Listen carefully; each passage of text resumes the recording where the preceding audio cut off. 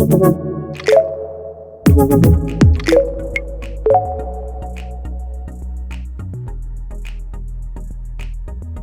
Con, how you doing? I'm very good, Ken. How are you? Good lads. Yes, I'm very well, thank you, mate. It's Monday, so I'm always happy because the markets are open and in motion.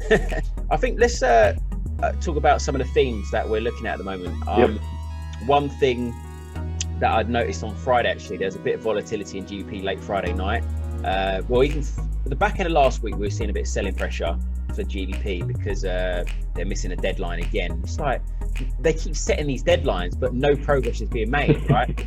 Yeah, I know. As traders, you kind of, you hear Brexit and you're like, oh, again. But at the same time, it's good for us for the volatility. I mean, they were saying yesterday that there needs to be a breakthrough in the deal this week. If there's not, we could lose. I think it was something silly like $1 trillion worth of kind of like trade through tariffs and tighter restrictions. So I think it's going to be, if we hear something about that this week, I don't know whether we're going to see some more pressure on the pound because, I mean, what are the chances that something's going to break through? It never really does. So true. But there was Dominic Cummings, so he's stepped down. And like this guy's rules around an iron fist. He was like very much like one of the main guys that orchestrating 2016 referendum, like, you know, Brexit, leave the EU and stuff. So the fact that he's gone, he's not like Boris Johnson's, because he essentially let me think professionally. I was going to say something really rude, but Boris Johnson's a bit of almost a puppet to this guy, to this Dominic Cummings. So somewhat of what I've heard, like this Dominic guy just got a hold of him. So maybe there's less pressure now to rule around with his hard stance, and maybe there's a bit of room for Johnson to compromise. Now he doesn't have this hard Brexiteer next to him. If you know what I mean? Could be. Yeah, he might be able to kind of negotiate both sides in that respect. Definitely. Yeah. So obviously we can see GBP's pretty much been trending to the upside since sort of September, haven't we? Been buying on the dips, been buying. And like, I'm surprised because it's just optimism just seems, whether or not, this is probably being driven by a lot of like risk appetite that's been in the markets anyway. But, you know, we're not really at this stage so much concerned about a no Brexit deal.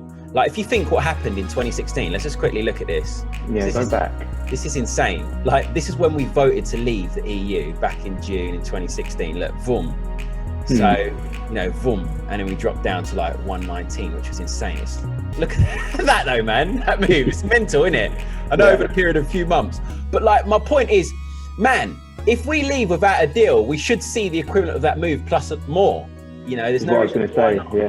Do you know what I mean? This is what I'd be worried about. Kind of the false hope that where the pound is at the moment. I wouldn't be banking on that. We just saw there the way it just kind of dumped.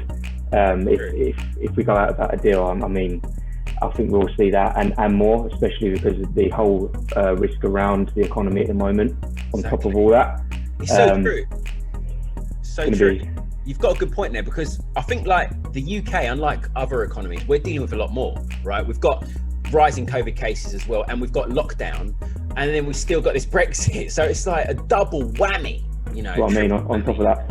So man, yeah. So they got to do something, otherwise we're in trouble. You know. So that's one thing. So yeah, we'll keep an eye. I think the talk's resuming today. Even I've seen some comments coming down, but yeah, Brussels, UK officials today over this week. So we'll keep an eye on that. Definitely. Time is ticking. And then outside of that, I guess we're battling between rising COVID cases and then the theme of vaccine optimism, isn't we? So two contrasting sort of themes. Yeah, we had last week, I think it was 4 days in a row, that the US recorded record cases in COVID-19. At the same time, we had the vaccine. So as you said, at the moment, it's complete balance. I think everyone kind of lost their heads on the vaccine announcement. I mean, you saw stocks surging. I'm not too bought into that just yet because I think it's kind of, I don't know what you think, but it's hard to ignore the facts. You've got most of Europe in lockdown. You've got the US cases rising. You've got the switch of the presidential election from Trump to Biden. It's all kind of uncertain at the moment, and I'm not sure that the moves that we saw last week are kind of justified just yet. So yeah, I agree with you, mate. And like that spike last week, 181,000. There we go. That is nuts, man. That's crazy. Just that incline. It's insane.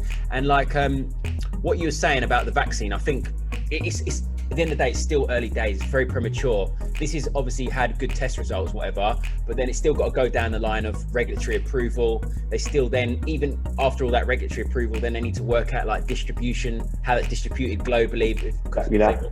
They want this mass immunity. So there's still a lot of hurdles, but markets are like rallying like we've everything sorted. I know. You know what I mean? They reacted to it kind of expected because of all the bad news we've had this year. The first bit of kind of good news that we have, kind of everyone goes crazy and they think this is it, we've solved everything. But I don't think we're going to see kind of those moves being justified until maybe 2021.